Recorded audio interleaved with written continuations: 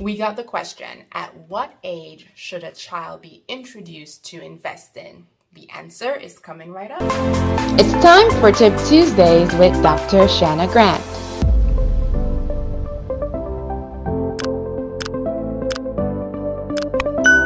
So, at what age should you introduce your child to investing? Now, you can start as early as when your child is able to speak, right? And or you can wait until they're about 3 or 4 when they understand English and the words that you're saying, right? And so it depends on the different types of investing that you're referring to, right? Of course, most of us are familiar with the stock market. And so you can really introduce them in simple ways by just using typical phrases like, hey, you have $1. Do you want to save this money? You're just introducing them to these different terms, right? Saving.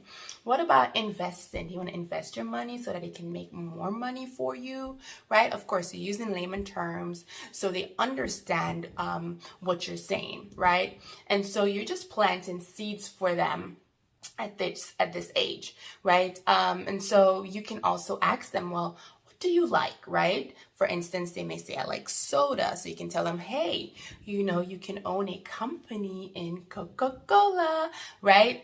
They make soda and you can own a portion of the company. You can ask them, what do you like to wear, right? Let's say they like Nike shoes. You can say, hey, do you know you can be a stockholder? You're just using terms. And then, of course, you can elaborate more. They're so inquisitive, they may ask you more and more questions, right?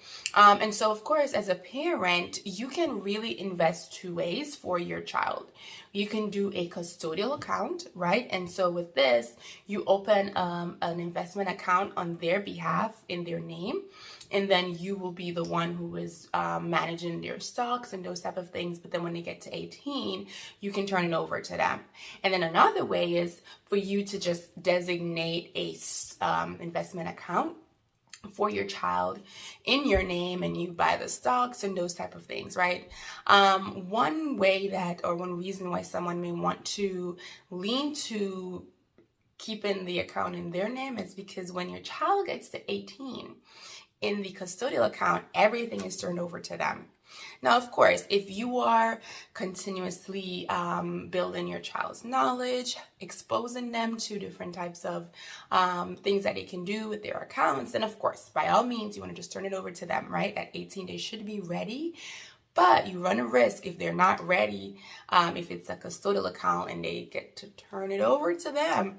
You never know what they may do. So either way, they have their pros and cons. You have to then, if it's in your name, transfer it over to them and those type of things, right? And then you can also, there are many things you can invest in. Let's say, for instance, real estate.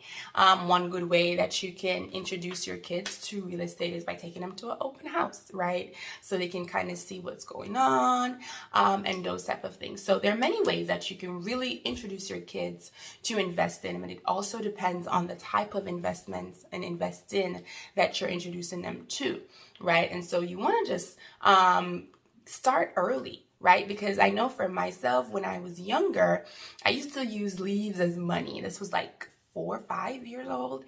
And to this day, I'm still counting leaves. Well, not leaves anymore, but it's still a passion of mine. Kids get ignited at that young age. And so when you plant these seeds, it just flourishes, right? And this is where they start to see, this is what I like to do, or this is not what I like to do. Oh, I can do this. I want to learn more. They're very inquisitive at this age. So 3, 4, that's the perfect time to start introducing investing to your kids. And I want to also share a few more. Our newest book, A Toolkit for Raising Wealthy Kids. So on page 83, we have a few more games that you can play. So for instance, you can do the virtual stock market game. There are a lot of platforms.